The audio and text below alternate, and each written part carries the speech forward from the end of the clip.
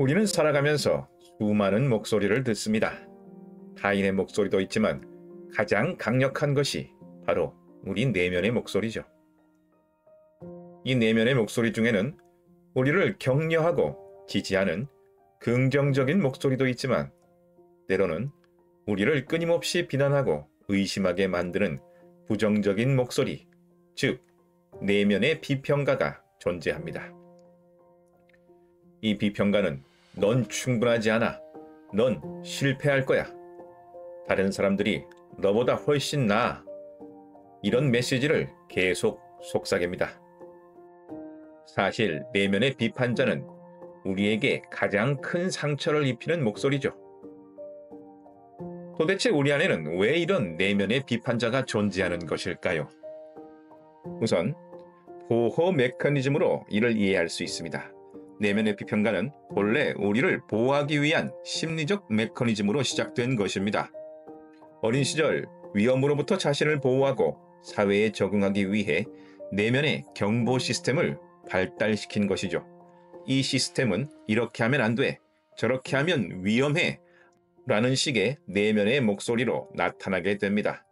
이는 본래 우리가 사회적 규범을 배우고 위험한 상황을 피하도록 도와주는 긍정적인 기능을 했던 것이죠. 두 번째는 타인의 시선과 평가가 그대로 내면화된 것입니다. 부모님의 잣대, 교사의 평가, 사회적 기대 등이 우리의 내면에 그대로 남게 된 것이죠.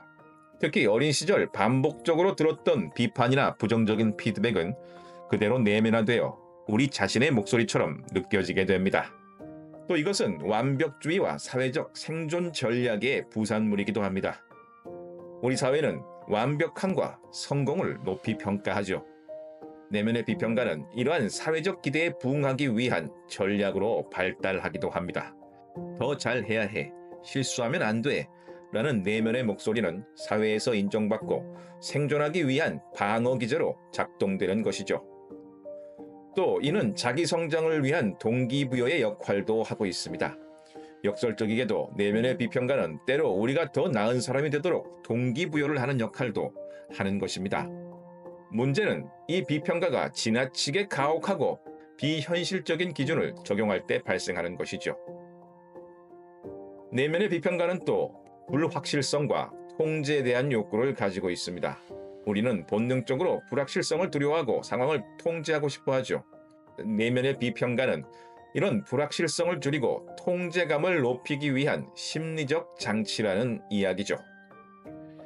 이렇게 하면 안 돼 라는 목소리는 사실 이렇게 하면 예측할 수 없는 결과가 나올 수 있어 라는 두려움의 표현인 경우가 많습니다.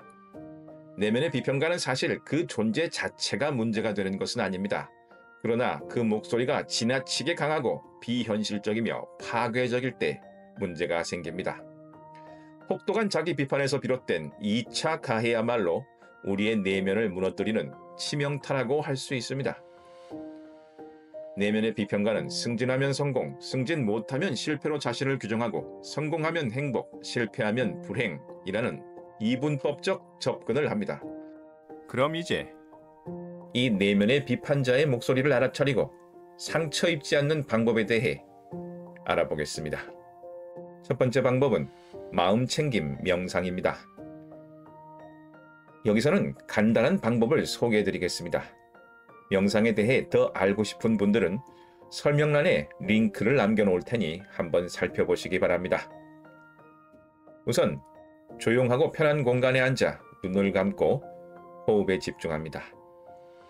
호흡을 따라 마음이 고요해지면 내면에 떠오르는 생각들을 그저 관찰합니다. 어떤 생각이든 판단하거나 붙잡지 않고 마치 구름이 흘러가듯 바라보는 것입니다. 특히 부정적인 생각이 떠오를 때, 지금 이런 부정적인 생각이 떠올랐구나 하고 알아차리고 그 생각에 이름표를 붙여주는 연습을 합니다. 불안감, 자기 비난, 후회, 이런 식으로 말입니다. 이렇게 생각과 자신을 동일시하지 않고 객관적인 관찰자의 입장에서 내면의 목소리를 인식하는 능력을 키우는 것이죠. 두 번째는 생각 기록하기입니다. 하루 중 부정적인 감정이나 생각이 강하게 들 때마다 그 생각과 감정을 즉시 기록하는 습관을 들이는 것입니다.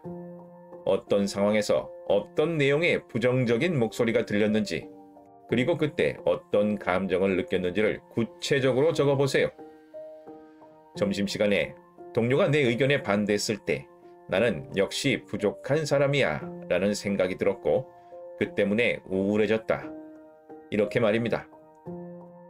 이런 과정을 통해 부정적인 자기 대화 패턴과 그 유발 요인을 파악하고 그 목소리의 실체를 명확하게 인식할 수 있습니다. 또 글로 옮겨 적는 것만으로도 생각과의 거리를 두는데 효과적입니다. 다음으로는 비난을 질문으로 받아치는 것입니다. 부정적인 생각이 들 때 이것이 정말 사실이야? 이 생각이 나에게 도움이 되는 거야? 이 생각에 대한 객관적인 증거가 있어? 라고 스스로에게 되묻는 것입니다. 대부분의 부정적인 자기 대화는 사실이 아니거나 과장된 경우가 많죠. 그래서 질문을 통해 그 생각의 허점을 발견하고 그 힘을 약화시킬 수 있습니다. 다음은 몸의 반응 알아차리기입니다. 부정적인 생각이 들 때 그 생각이 몸의 어느 부분에서 어떤 감각으로 나타나는지 주의 깊게 느껴보는 것입니다.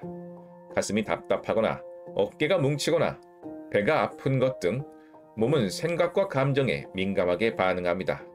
생각과 감정이 몸에 미치는 영향을 인식하고 몸의 감각을 통해 내면의 부정적인 목소리가 활성화되어 있음을 알아차리는 것입니다. 이는 마음과 몸의 연결성을 이해하는 데도 아주 중요합니다. 우리가 생각보다 몸에 집중할 때 놀랍게도 마음이 차분해지고 현존할 수 있게 됩니다. 저의 경험으로는 가장 효과적인 방법 중 하나라고 할 수 있겠습니다. 특히 명상을 하면서 온몸 구석구석으로 의식을 보내 감각을 느끼는 것만으로도 빠르게 마음이 편안해지죠. 이러한 연습법들은 꾸준히 연습해야 합니다. 처음에는 어렵고 낯설게 느껴질 수 있지만 매일 조금씩 시간을 내어 실천하다 보면 내면의 목소리를 더 명확하게 인식하고 긍정적인 방향으로 전환하는 힘을 기를 수 있을 것입니다. 여기까지 지당한이었습니다. 감사합니다.